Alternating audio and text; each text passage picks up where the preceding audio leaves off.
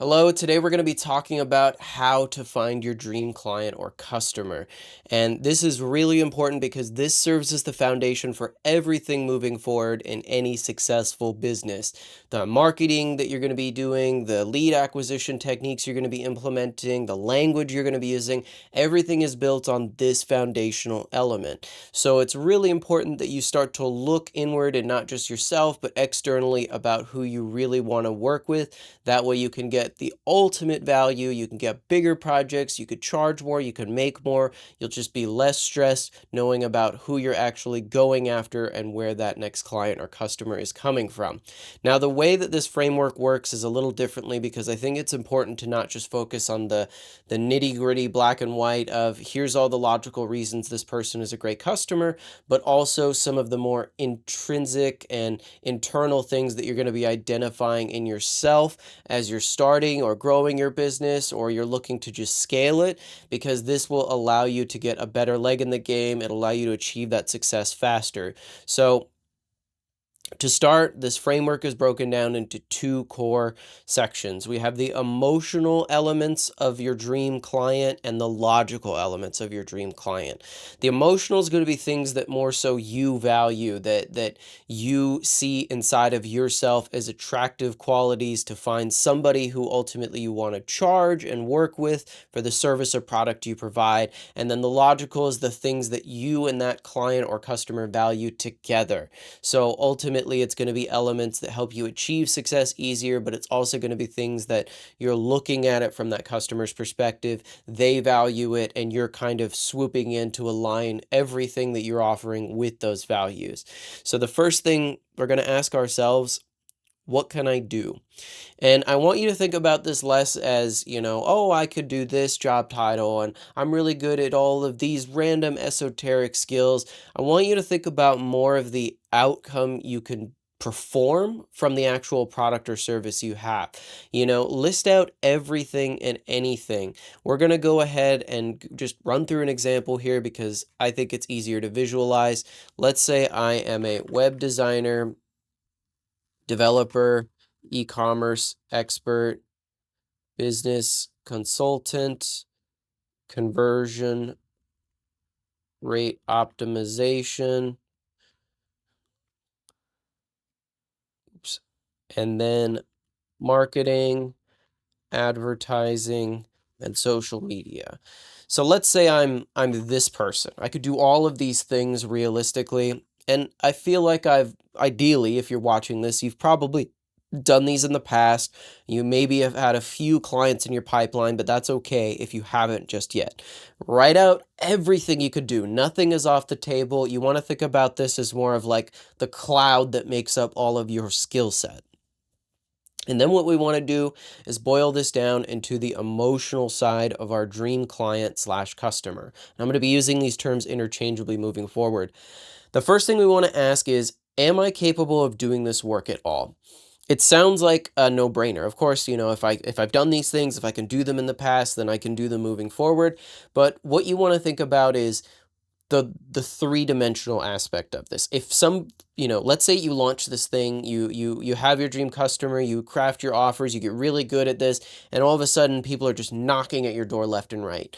Are you realistically capable of handling that capacity, of still staying, in the latest industry trends in those elements? Are you able to continually adapt when new problems come up? Are you capable of just, doing that work at all and it doesn't feel like a flash in the pan? What you don't want to do is say like, okay, I did one graphic design project and suddenly I'm this, I'm this incredible guru who does amazing design work and I can do this for everybody. Really be honest with yourself. Are you able to do it?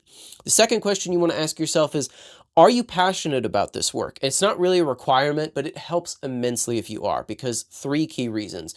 Number one, the things that you value and the customer or client that you're working with value, there's going to be some overlap. You're probably reading the same magazines, the same social outlets, the same newsletters. If you're passionate about it, the chances that they are passionate about it as well, infinitely make it easier for you to understand where they're coming from and where they want to be. The second reason is it makes it so you can reduce burnout. If you're just passionate about it, you can see yourself doing it, staying up, doing a 14-hour workday, you'll just be that much more likely to go that go that extra mile without the burnout. And then the third reason is you'll continuously be learning and adapting to that industry without somebody needing to force you to do that. If you're passionate about it, if you were already passionate about it before you were charging it, then ultimately you have more skin in the game. You're going to want to learn more. You're going to want to stay up to date with those trends. You're not only going to understand the values like from number one, but you're also going to just kind of sit, maybe watch a new YouTube video about something related to it. It helps a lot because you have a natural interest. And then the last one is, are you able to make a real impact? And this is really important. This is more of looking inward, starting to have that introspective moment with yourself. You don't want to be that type of person who, like a scummy used car salesman who sleeps at night, knowing, oh, the engine is broken. They're going to come back. They're going to be yelling at me. You want to feel like you're making a difference in the world. You want to be honest about that difference. You want to sleep soundly at night, knowing that you are actually changing lives, making people's lives better without having the fear of, feeling like you're taking them and running with their money. So in our outline, let's go ahead and use the example of this theoretical web design expert. So yes, I've made hundreds of websites before. I'm capable of doing it. I could see myself continuously doing it. And I'm passionate about the work. Specifically, I'm passionate about helping small businesses sell more online and share their products and services. In this example, maybe I came from like a drop shipping background. Maybe I had my own little e-commerce store at some point, but I'm still staying up to date with what's going on in the e-commerce and marketing and advertising world. And can I make a real impact? Absolutely. If I give them more time, open the door to a larger customer base, and help them feel empowered about selling their product or service online, I will sleep soundly at night knowing that I changed that business forever. And I won't have to feel like I, was a grifter who just kind of took it and run. So then we can move on to our logical dream client. And this is more so, I'm going to go ahead and move these up real quick. This is more so where we start to get to the ones and zeros of what makes a good dream customer or client. By that, I mean, are they hurting is the first question you need to ask yourself. Pain is the easiest way to sell. It could be physical, it could be mental, it could be something in their business, something in their life. Their wife is pissed because they can't pay the bills. Their son is disappointed because they're watching their dad's business cave. They're not losing enough weight, so they can't go on hikes with their grandchildren. Some way that they're hurting on an emotional level, because at the end of the day, sales is largely an emotional game. And I'll prove this right now is the fact that think about the last major purchase of your life. Maybe it was a smartphone, maybe it was a house, a sports car, and think of all the things you told yourself in the back of your mind. Oh, I'm gonna be driving all along the coast with my new sports car. I'm gonna be taking so many pictures with my brand new smartphone. I'm gonna, paint these walls and put up this and break down this in this new home I'm buying. It is largely all about the emotions they feel. How can you get down to a root level of what hurts them, what keeps them up at night, what struggles they go through on a emotional human level? Can they afford it? Pretty basic. If you're trying to align something with your target customer or client that you really want to work with, you have to really understand that in some ways they might not perfectly align. So let's say you're selling like a $10,000 course, but you're going after somebody out there who's, doing craft boutique underwater basket weaving and they're making maybe $1,000 a month. That's 10 months of revenue, not including the bills they're paying. So understand that they need to be able to afford it. It needs to align with their stack of other things they're paying, their own payroll, their bills, the employees they have, insurance, keeping the lights on, their commercial lease, what have you. Take in all of those different factors. Are they easily found is where we want to move on to next for our third logical question. And this is really important because if you're looking for somebody who's like really, really esoteric, they're niche, they don't have a lot of places to be found, they don't have an internet presence, they're not browsing their smartphone in social media groups, they're not looking online for things. They're just this weird one-off business that even maybe you're passionate about them, but you just cannot find them, you can't target them with ads, you can't figure out where they're hanging out, then it's going to be so much more difficult for you to even remotely turn that into a potential customer. Are they growing is one of the biggest, most important things. Look at the business, look at industry trends, go to Google and type in that type of business and see the trajectory of where it's going. I wouldn't be targeting a newspaper company, TV cable operators, somebody who's doing like mail in order types of things, because all of these industries are shrinking. There's no point. Doesn't matter how many results you can get fundamentally, if not just the consumer or the business that you're going after is just shrinking and disappearing, and maybe you can get, like I said, these stellar results, you're still going to be fighting an uphill battle. You're working against, going upstream, and the chances of you realistically reviving an entire industry are pretty slim to none. So in our example, I'm going to pull this into here. Are they hurting? Small business owners are hurting all the time. They need more customers. And if they have a physical location, going back here, I'm trying to help them sell online. If they have a physical location, they are limited. They're limited to customers in their zip code. They're limited to being open at that time. They're limited to having that product available in stock. Whereas e-commerce allows them to sell 24/7, 365, any device, global audience. It allows them to really get them more customers for pretty limited, or I should say pretty low investment. So can they afford it? Absolutely. So let's say in this case, we want to nail it down, or we want to narrow it down even further to somebody else. Say I'm really passionate about bringing e-commerce to stores that don't have it, not just going after ones that are necessarily have e-commerce and want to make it better, but now I'm going after e-commerce stores, or now I'm going after brick and mortar businesses. So they have a commercial lease, so that means that they can afford rent monthly. They have high foot traffic that they're leveraging right now, but they also still have the employees, the bills, the overhead, insurance, keeping just the lights on every day at that brick and mortar location. If they have all of that income to be able to afford keeping that business alive, chances are they can spend a couple thousand or potentially even more on an e-commerce outlet. Are they easily found? Yes. I want to narrow this down even further. This is the part where you want to start going from, okay, I'm going after this type of business who fits this criteria and they are in this outlet. So now we've gone from I'm good at building websites to I like to help them sell online. I want to find a way to bring e-commerce to brick and mortar stores. Which one of those brick and mortar stores is probably struggling the most and fits this criteria of having a lot of income or revenue? I am passionate about, in this instance, fashion, for instance, as you can tell by my black t-shirt. So I want to go after boutique clothing stores. There's tons of them popping up in major metropolitan areas all the time. They're a growing industry. People are starting to drift away from shopping on Amazon, Walmart, all these big outlets, and they want to support these small boutique clothing stores. But, do they want to get in their car and drive out and find parking and pay for parking and walk into the store and make a whole day out of it? Or are they just going to open up Amazon.com, hit add to cart, shows up 2 days later? So now we can understand, are they easily found? Boutique clothing stores, there's quantifiable ways there's measurable ways to figure out who fits in that bubble.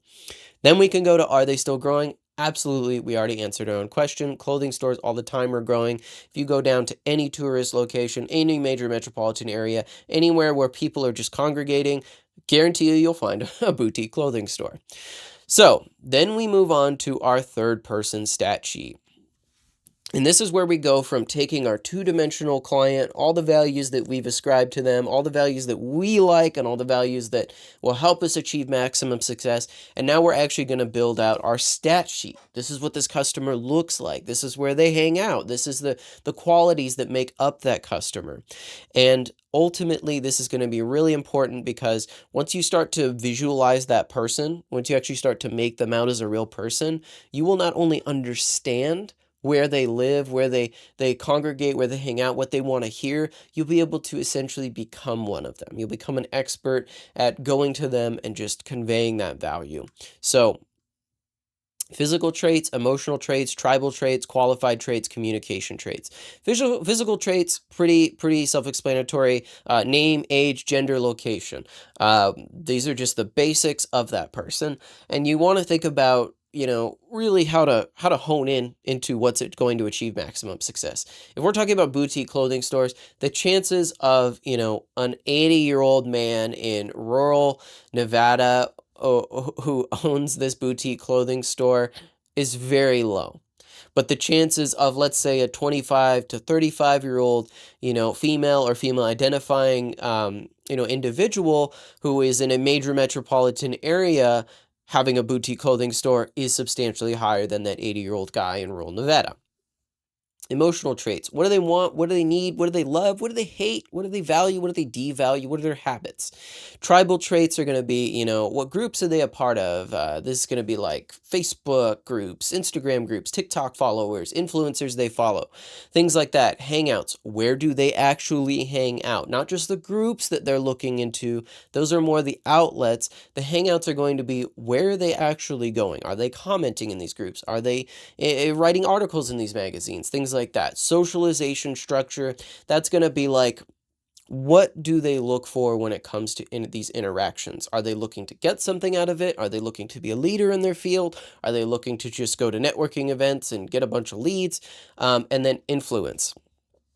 Do they have influence? Are they themselves building that boutique clothing store based on some social media following, or are they just doing it because it's always been their passion? Where's that power come from? Where does that sway come from? Qualified traits, education level, income and spending power, the location that they are using as leverage, the power and control that they have within that leverage.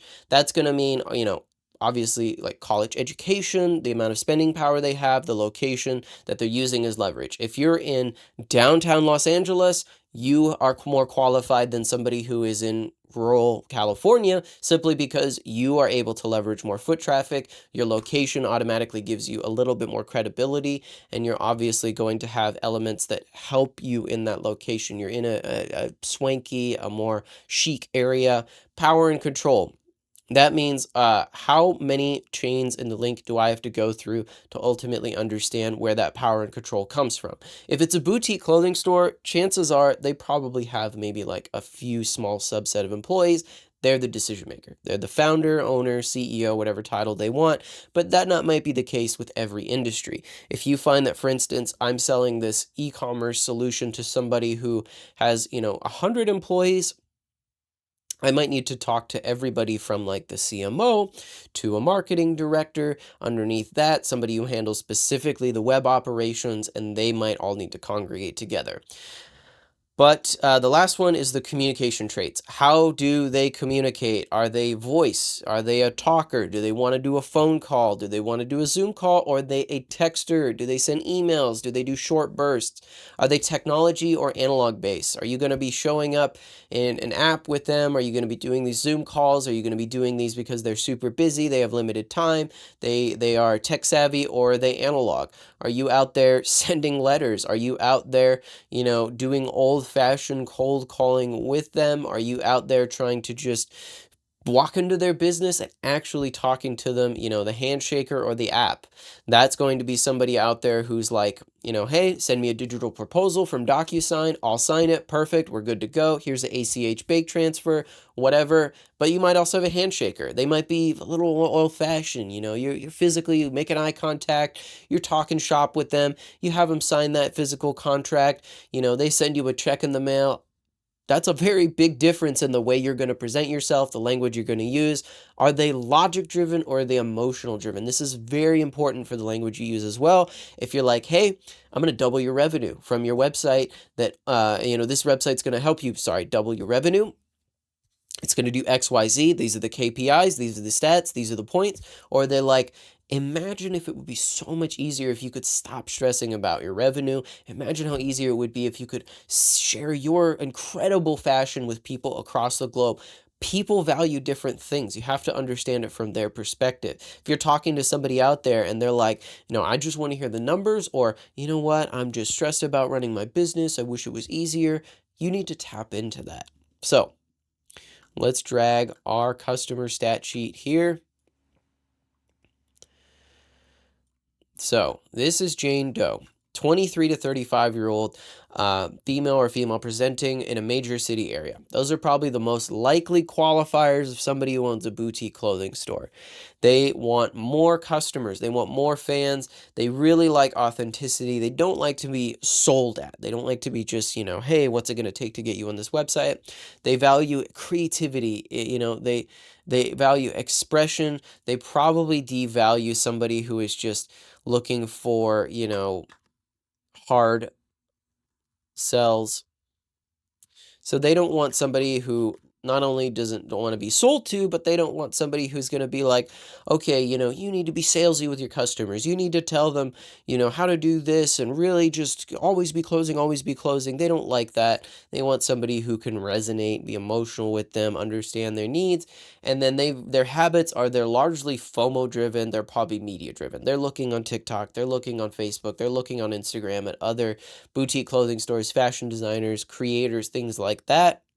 Tribal traits, they probably hang out in Facebook groups. If they're like an elder millennial, if they're like a Gen Zer, they're probably going to be maybe in some TikTok groups or whatever the flavor of the month is with social media. They value hanging out in those digital groups and probably networking. I would look for things like, women business owners, women creators, women artists. I would look for things like boutique clothing store operators, those sort of keyword search terms to see where they congregate. And a lot of their influence probably comes from social count. So what's their followers? How are people discovering them on social media? That's the influence that they're really trying to consolidate. They don't want necessarily to be an expert in their field. They want to be noticed. Qualified traits, they're college educated. They're probably in the upper 25% income bracket.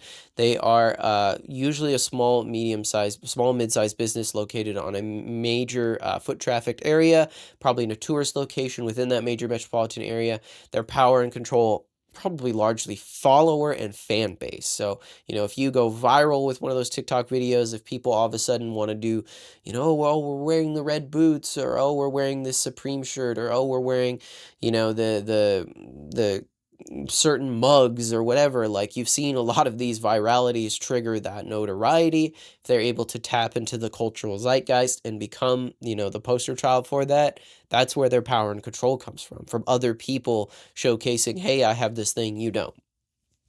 Communication traits, largely texter, technology, they're probably going to be on an app, they're going to value a Zoom call, Google Meet, whatever, and they're probably more on the emotional side.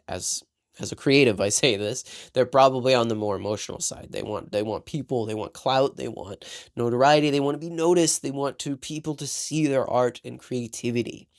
So now we can understand, what do they want?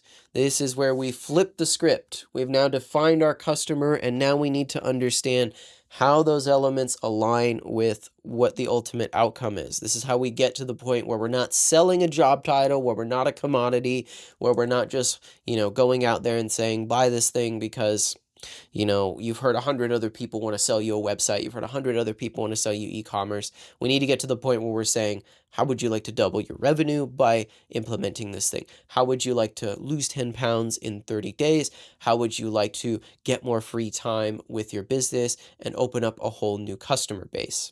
Those are valuable, relatable, something that the business owner would say, tell me more. Don't just come at them and say like, hey, I'm a chief marketing officer. Hey, I'm a web designer. Hey, I'm a developer. They get thousands, I get thousands, they get thousands of all these emails in their cold DMs, in their email inbox, in their phone calls saying, how would you like to do the exact same thing? You've heard it before. We can't do that anymore. There's a deficit of trust. So where you can start with is chaining these together. Just like we did at the top, if you can chain all of these elements together, you get closer to gold. You get closer to that better client. You get closer to better results, better outcomes. So health, wealth, relationships. And then underneath these, we have our our 3 sub-questions for each one. Does it save the customer more time? Does it save, in this case, the customer or client is the person we're talking about. Does it save the customer more time, the actual client more time? Does it make the customer or client's life easier? Does it make the customer or client feel better? Then with wealth, does it earn more for their business, or does it earn more for them? Does it allow them to do more? And this is important because it doesn't just apply to B2B, this also applies to B2C. If you're able to, sell the shovels that allow the gold diggers to get more gold to go and do their thing, then you want to sell more shovels.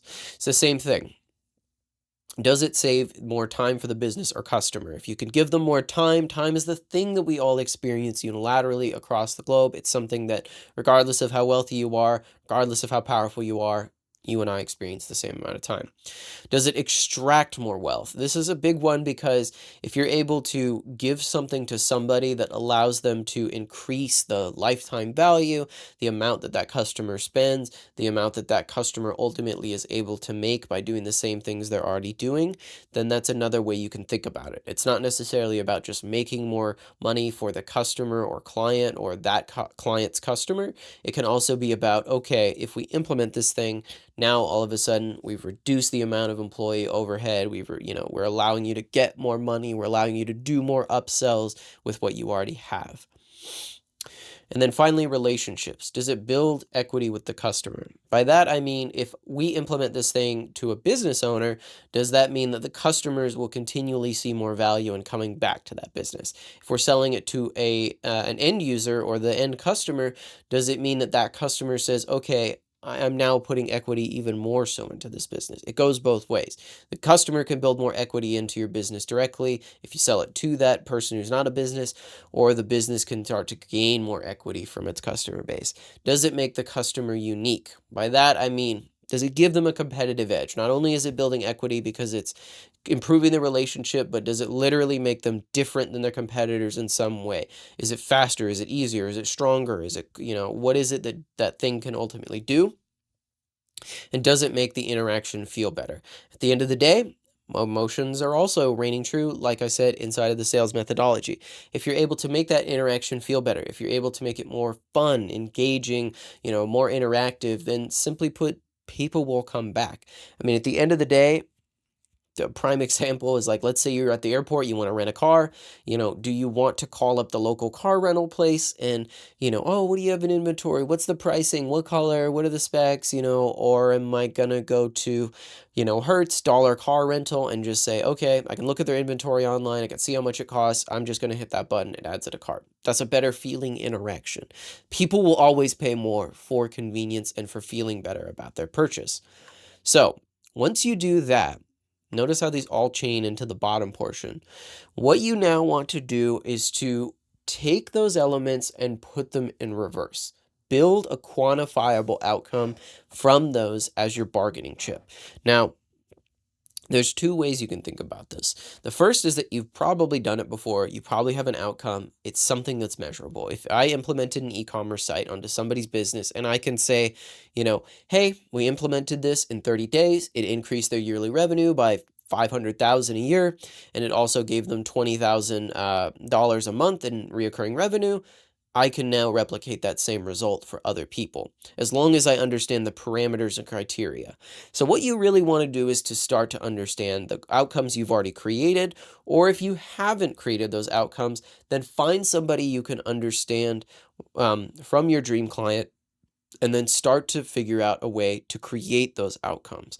So if you haven't done, e-commerce before in this example for somebody, just do it for somebody as a test run. Do it at cost or even preferably free. Get the testimonial, quantify the results, and then get referrals out of that person. But ultimately, the outcome is what sells. You want to understand and quantify that in a way that you can get to a point where they understand they have that problem, they're looking for a solution, your outcome aligns with that solution, and you could package it in a way where now all of a sudden you can present it in language they understand, you could present it in a different way that they are in the same orbit as what you're looking to achieve. Then finally, what you want to do is what's called your hook, your story, and your offer. And we'll talk about offer crafting later, but the most important thing here is that you have some idea or general outline of this. Your hook is going to be, what is it that would say, you would snap your fingers and they would say, tell me more. Ideally, it's something that is an amazing result. So if your hook is something where it's like, this is going to serve as the basis for your ads, essentially, but your hook has to be something that is like, relatable, interesting, in a language that they understand and gets their attention. So if I made an ad that said, oh, we sell e-commerce sites, we do all these payment providers, we do this inventory management, we do this thing, chances are my conversion rates are going to be extremely low. But if I make an ad that says, see how we were able to increase this business revenue by 500,000 a year. That is attractive. That is something that is relatable. Who doesn't want more revenue? So that breaks their attention. They want to get interested in more, and then then you can leverage your story. If you have that existing quantifiable outcome already, tell us how you achieved that result. The real authentic story. Use language they would understand. Do not use industry language. I can't tell you how many people get this wrong, but start to quantify that story in a way that not only makes sense to them, but makes it seem relatable, that you've been in their shoes, that you understand what they're going through. And then you want to start to build out your preliminary offer. And we'll talk about this more in another video, but the offer is really going to help you start to quantify what it would look like for you to get those results. The way you want to think about it is if they want to get to this point, if they want to get to this quantifiable outcome, what would it take? And here's another way you can leverage this. So let's say I want to double the revenue of a boutique clothing storefront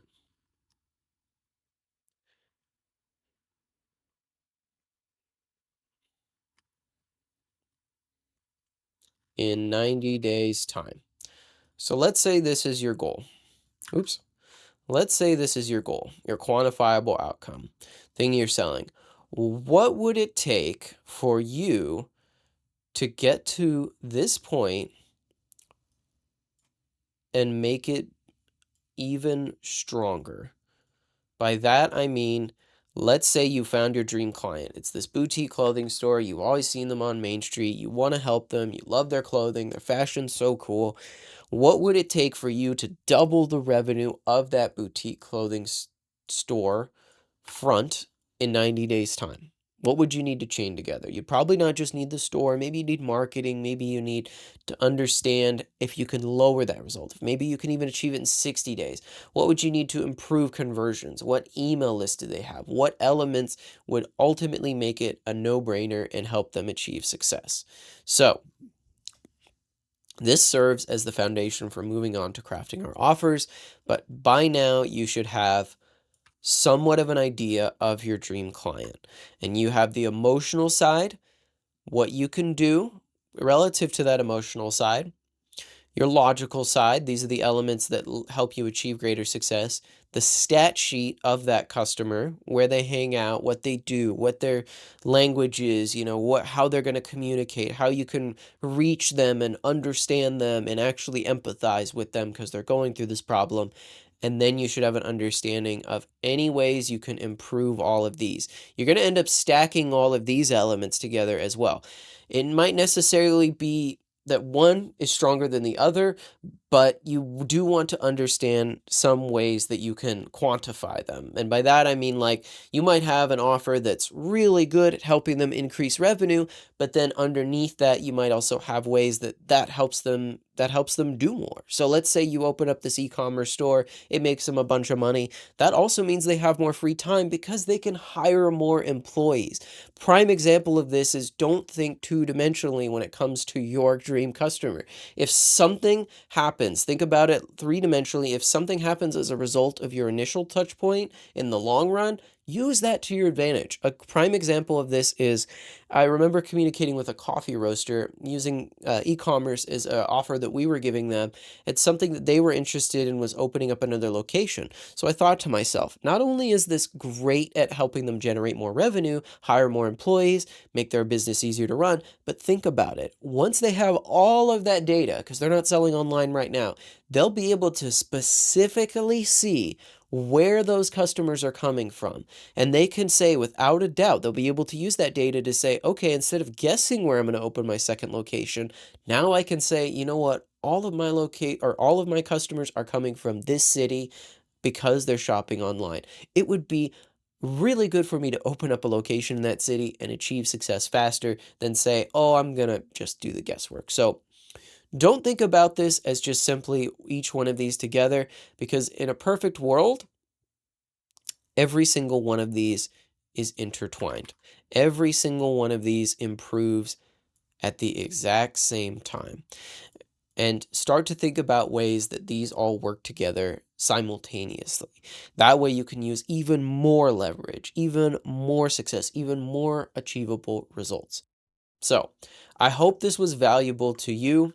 I hope this was a good lesson in how to identify your dream client. If you are interested, I'm giving away this template for free. All you have to do is click the link in the bio, and you can go ahead and run through this whole flow chart yourself from start to finish and understand how to get your dream client. But I hope you're out there. I hope you're achieving success faster, and I hope you're able to make the impact you want in the world. Go ahead and watch the rest of the videos where we're going to start diving into offer crafting, how to productize, how to scale faster, how to grow easier, all of that fun stuff.